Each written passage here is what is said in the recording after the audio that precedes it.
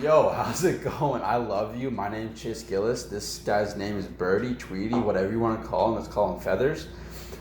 I help people overcome stuttering the authentic way. Not through speech techniques, but through authenticity. All right, through revealing and unlocking that part inside you, because that's where the real pain is. It's not in not being able to say the words fluently. It's not being able to express yourself authentically. And that's where I hit. So in this video, you'll get 5 steps closer into overcoming your stutter the authentic way, not the mainstream way. You can go click on a different video for that if you want to learn that, but the authentic way. All right, 5 steps coming up right now.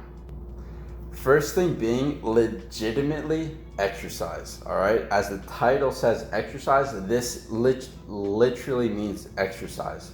You have, I don't know one person who has overcome their stutter without doing some exercise along the way, like daily exercise, going to the gym, taking up running, taking up cardio.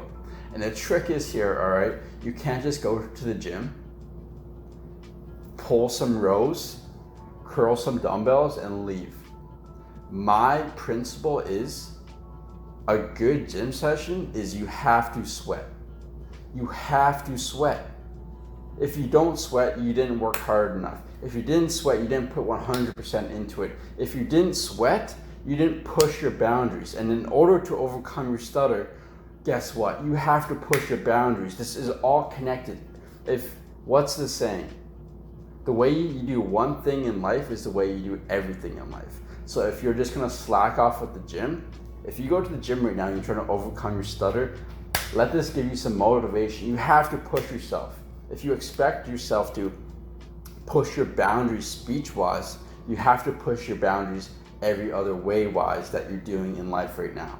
And physical activity is the greatest way I have found to release tension within you. This goes back into why we stutter in the first place, and it's because so much tension is caught inside of us. We have to release it, we have to accept it. Sweating it out is an amazing way to do so, the authentic way, all right? And the second thing is to practice acceptance. Before you clue out here, I want to tell you, acceptance does not mean I accept my stutter. This is the way it is. It's gonna stay like this. I just have to accept it. It's what everyone tells me to do. It's like, no, all right? No, that's not what I'm telling you to do. Acceptance is such a powerful tool to also let go of emotions, let go of that tension in you, but give you pure happiness, make you feel good. If you do not accept your situation right now, I guarantee you, you do not feel good. Let that sink in. If you do not accept your situation you're staying in right now, I guarantee you, you do not feel good. So learning how to accept things is so vital to dig into who you truly are. Because who you truly are already, without any techniques, without any exercises, who you are inside is a beast, is authentic, is a badass, is expressive. But guess what? There's so much layers on top of that that is covering the true you up. So in order to peel those layers off, you have to accept. You have to accept. You have to accept. And another word for accept is let go. So you have to let go of these old patterns. You have to let go of these thoughts. You have to let go of these emotions. And as you do this, you get closer and closer to the authentic you that is able to be natural in his speech, that's able to be authentic in his speech, that's able to be expressive in his speech without even thinking about it, through the art of letting go. Now the third thing is exercising, another exercise, all right? Exercising your carefree muscle. You have a muscle somewhere inside of you right now that is your carefree muscle. Right now, I guarantee you, you are not carefree. I'm not carefree, but I'm always exercising it. And people who stutter, a lot of the times, their carefree muscle is so small. It's not built up at all. They care about everything, just like I used to do. I used to care so much about one expression someone used to give me. I used to care so much if I stuttered in this situation or not. I used to care so much what other people think of me. And that is the path to follow if you're trying to not overcome your stutter. If you care about everything, you will be the leaf in the wind getting blown around. Your emotions will be blown around. So we all know how we feel is how we speak. So if our emotions are always blown around, there will be no consistency to how we speak, to how we express, to how we show up in this world. So exercising your carefree muscle, how this is done is by, like I tell all my clients, going against the grain of what you want to do. So in other words, doing the thing that you want to do when your brain tells you not to do it. So if you're walking down the street and you pull into a Shoppers or you pull into a drugstore and you can't find the Advil, but you know your stutter so bad today and you know you're gonna stutter, and do you guys have Advil here? So you look for another 20 minutes, you still can't find it. There's a thought in your head 19 minutes ago to go ask the receptionist, to go ask the clerk, do you guys have Advil here? But you didn't, and you left there feeling ashamed, feeling sad, feeling like a failure.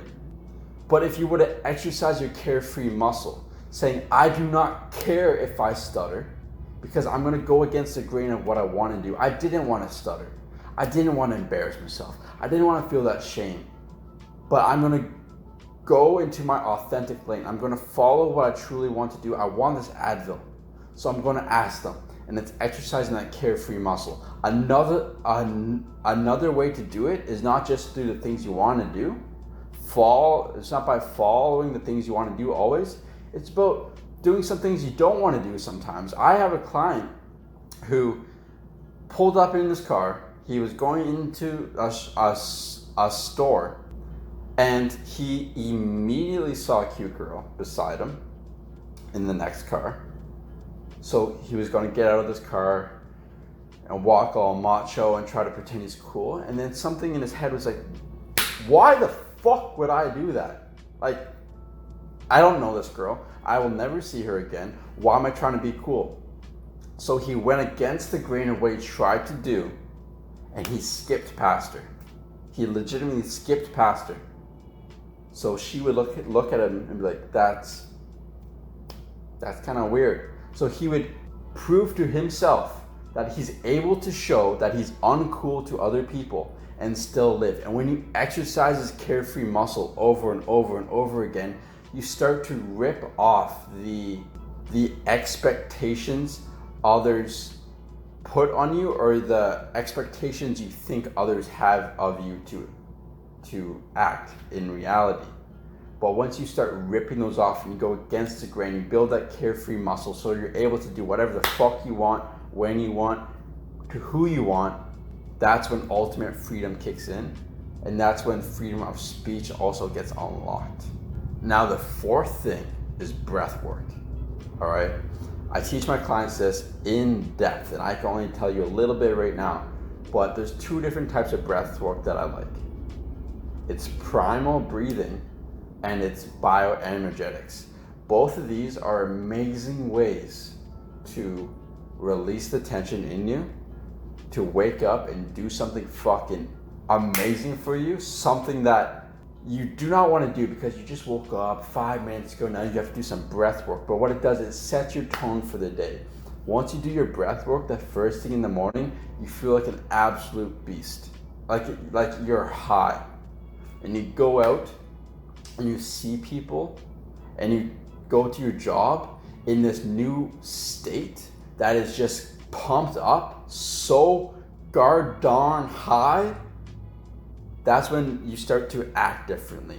That's when you start to take more risks. That's when you start to change your mindset, because your actions are now changing. And when your actions change, your thoughts change. When your actions change, your emotions change, which cause your thoughts to change, which cause your mindset to change. Breath work. I don't do breath work so you can consciously talk like this during your talking sessions, all right? That's not the type of breath work I teach, and that's only gonna put you in your head, and that's a speaking technique which I avoid. We already can talk fluently. It's already within us. It's addressing why. Why are we not allowing ourselves to? And breath work is a great way beforehand to release of that why, that tension that is built up inside of you. And the fifth and final thing, but please don't make this, you think it's fifth, so it's not important. It's just as important as everything else. And it's journaling. Journaling every night is so key. For one, to let go of also more emotions, because when you write it down on paper, that means you accept it. When you accept it, that means you let go of it. So if you write down what has bothered you, if you write down what you're anxious about, you're able to see it on paper with much more clarity.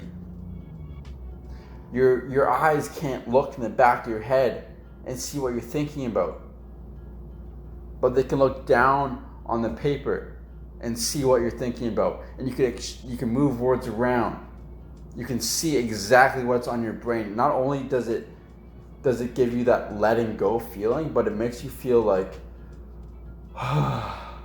so relaxed. And not only that, another benefit of journaling is it makes you more aware throughout the day. Because you know you're gonna have to write down and journal at night, your awareness throughout the day becomes so peaked that your awareness of why you stutter and how you stutter and what specifically in this situation made you stutter, that is an extremely good mindset to be in order to learn the things you have to learn in order to overcome your stutter. Oh, I was seeking validation here. That's why my stutter was so bad. I view this guy as cooler than me. So now you're able to look at it from a different point of view, because it's awareness, because it's journaling, and attack tomorrow completely different. All right, that's the 5 steps. Let's run through them one more time. The first thing being legitimately exercise. All right, actually go to the gym and work out. Actually go for a run. Actually build up some sweat. The second thing is practicing acceptance, practicing how to actually meditate in this state and let go of things. The third thing is to build up that carefree muscle that enables you to be your authentic self, even in times where it feels like everyone's judging you. The fourth thing is breath work, all right? It's massive. And the fifth thing is journaling. Once you get all these 5 tips, top exercises down, and you start working on your speech this way, you will gain an immense edge to overcome your stutter the authentic way. But if you want to go and learn a speech technique, if you want to go and learn how to breathe while you talk, but you will never actually address the root problem of why you're stuttering, go for it.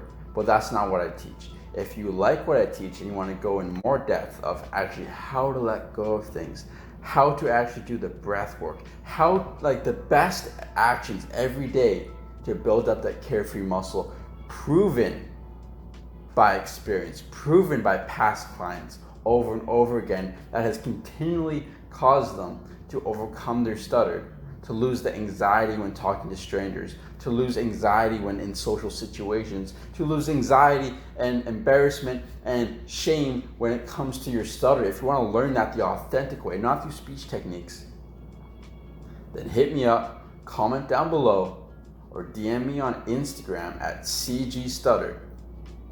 And if all works to plan, we may be able to work together.